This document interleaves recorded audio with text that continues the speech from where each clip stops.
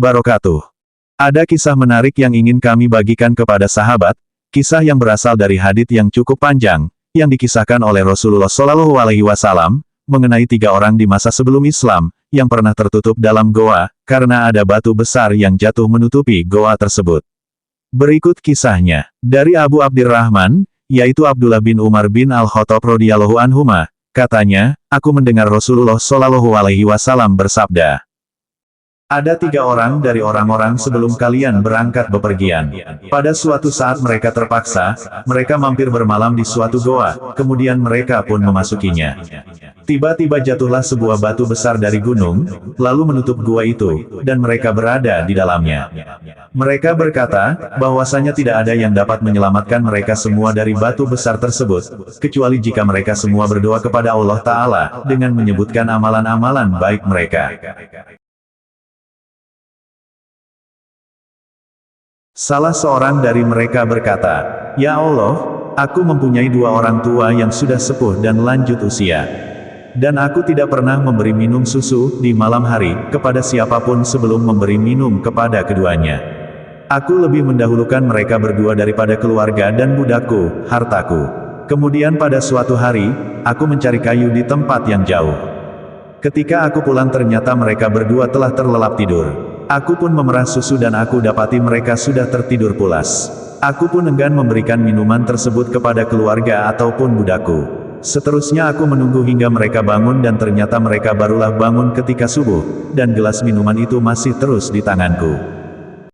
Selanjutnya, setelah keduanya bangun, lalu mereka meminum minuman tersebut. Ya Allah, jikalau aku mengerjakan sedemikian itu, dengan niat benar-benar mengharapkan wajah-Mu, maka lepaskanlah kesukaran yang sedang kami hadapi dari batu besar yang menutupi kami ini. Batu besar itu tiba-tiba terbuka sedikit, namun mereka masih belum dapat keluar dari goa. Nabi bersabda, lantas orang yang lain pun berdoa, ya Allah, dahulu ada putri pamanku, sepupu, yang aku sangat menyukainya. Aku pun sangat menginginkannya, namun ia menolak cintaku. Hingga berlalu beberapa tahun, ia mendatangiku karena sedang butuh uang. Aku pun memberinya 120 dinar. Namun pemberian itu dengan syarat ia mau tidur denganku alias berzina. Ia pun mau, sampai ketika aku ingin menyetubuhinya, keluarlah dari lisannya, tidak halal bagimu membuka cincin, kecuali dengan cara yang benar, maksudnya, barulah halal dengan nikah, bukan zina. Aku pun langsung tercengang kaget, dan pergi meninggalkannya, padahal dialah yang paling kucintai. Aku pun meninggalkan emas atau dinar, yang telah kuberikan untuknya. Ya Allah, jikalau aku mengerjakan sedemikian itu dengan niat, benar-benar mengharapkan wajah-Mu, maka lepaskanlah kesukaran yang sedang kami hadapi dari batu besar yang menutupi kami ini. Batu besar itu tiba-tiba terbuka lagi, namun mereka masih belum dapat keluar dari goa.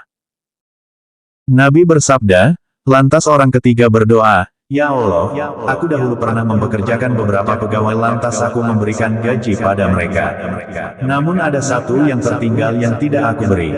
Malah uangnya aku kembangkan hingga menjadi harta melimpah. Suatu saat ia pun mendatangiku. Ia pun berkata padaku, wahai hamba Allah, bagaimana dengan upahku yang dulu? Aku pun berkata padanya bahwa setiap yang ia lihat itulah hasil upahnya dahulu, yang telah dikembangkan yaitu ada unta, sapi, kambing, dan budak. Ia pun berkata, wahai hamba Allah, janganlah engkau bercanda. Aku pun menjawab bahwa aku tidak sedang bercanda padanya. Aku lantas mengambil semua harta tersebut dan menyerahkan padanya tanpa tersisa sedikitpun. Ya Allah, jikalau aku mengerjakan sedemikian itu dengan niat benar-benar mengharapkan wajah-Mu, maka lepaskanlah kesukaran yang sedang kami hadapi dari batu besar yang menutupi kami ini. Lantas goa yang tertutup sebelumnya pun terbuka, mereka keluar dan berjalan. Muttafaqun alaih. HR Bukhari nomor 2272 dan Muslim nomor 2743. Beberapa pelajaran yang bisa kita ambil dari hadits di atas. 1. Disyariatkan berdoa dengan menyebutkan amalan solih dan ini termasuk bentuk tawasul, mengambil perantara dalam doa yang dibolehkan. 2. Keutamaan berbakti pada orang tua, di antaranya bakti pada orang tua menyebabkan seseorang selamat dari musibah. 3. Keutamaan mendahulukan bakti pada orang tua daripada istri, anak dan budak. 4. Diperintahkan banyak berdoa pada Allah dalam keadaan sulit dengan bertawasul pada Allah melalui amalan solih.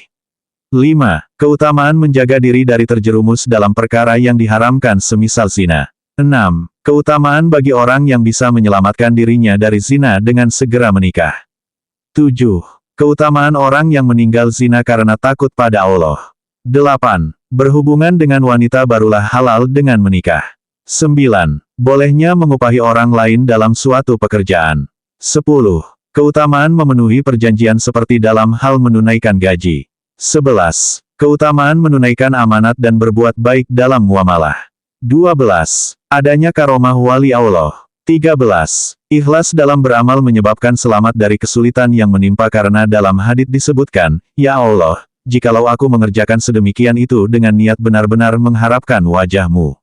14. Diperintahkan berdoa pada Allah dengan kesungguhan dan ikhlas saat tertimpa kesulitan, ditambah dengan menyebutkan amalan solih. 15. Ibnu Rajab Al-Hambali rahimahullah berkata, melakukan ketaatan memudahkan terkabulnya doa. Oleh karenanya pada kisah 3 orang yang masuk dan tertutup dalam suatu goa, batu besar yang menutupi mereka menjadi terbuka karena sebab amalan yang mereka sebut. Di mana mereka melakukan amalan tersebut ikhlas karena Allah Ta'ala. Mereka berdoa pada Allah dengan menyebut amalan soleh tersebut sehingga doa mereka pun terkabul. Lihat Jami'ul Ulum wal Hikam, 1, 275-276. 16. Allah tidak menyia-nyiakan balasan bagi orang yang berbuat amalan kebaikan. Semoga kita bisa mengambil teladan dari kisah ini. Hanya Allah yang memberi taufik.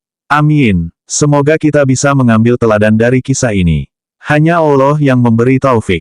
Amin ya Allah ya Robbal Alamin. Wassalamualaikum warahmatullahi wabarakatuh.